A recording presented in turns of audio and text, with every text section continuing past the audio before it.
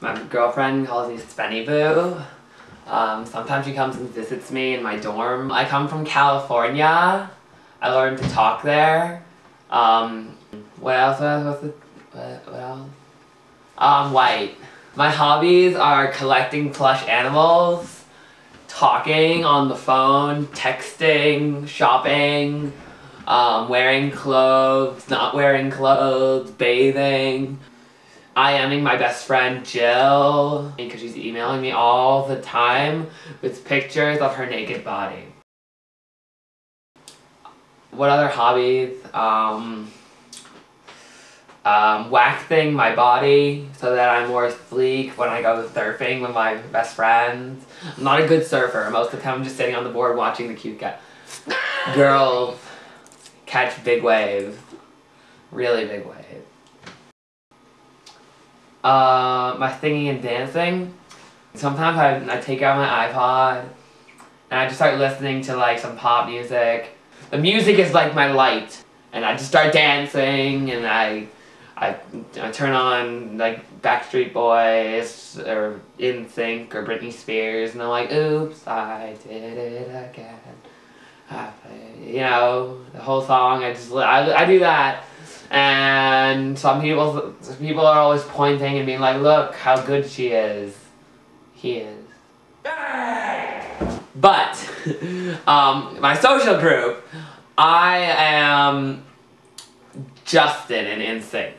And then I got all these background guys, and then there's that one guy who always comes in. I guess that's Fred, right?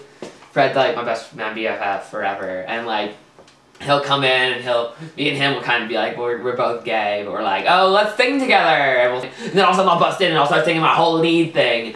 And then I'll take over and make my own band. I'll start rapping with black people. It'll be amazing. But that's kind of what my life is like. The most traumatizing experience of my life, that would probably be when Doggy died. Doggy was my favorite pet of all. But, my mom comes in and she says, I'm really sorry, but Doggy died. So I go into my room and I look in my little goldfish bowl, and there's Doggy was the goldfish that I named Doggy because I wasn't allowed to have a doggy. And I look in the goldfish bowl and I see him floating belly up, and I'm like, and I was like, that's my really sad face. We all go into the bathroom, right?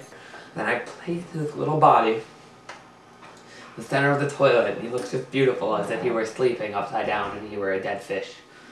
And then I go and I take my little baby hand and I flush the toilet, and there's a swirl and a sound, and I'm too sad to look, but the sound just keeps going and going. And then my dad gasped, and I looked down to the toilet, and little fish's body plugged up the poopy hole above the toilet. His pampered body was too big to fit through the poop hole.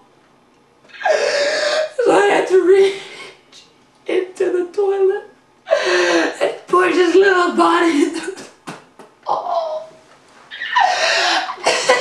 I got fecal matter all over my hand. And then I got myself a new fishy to replace him, and I called him Doggy too.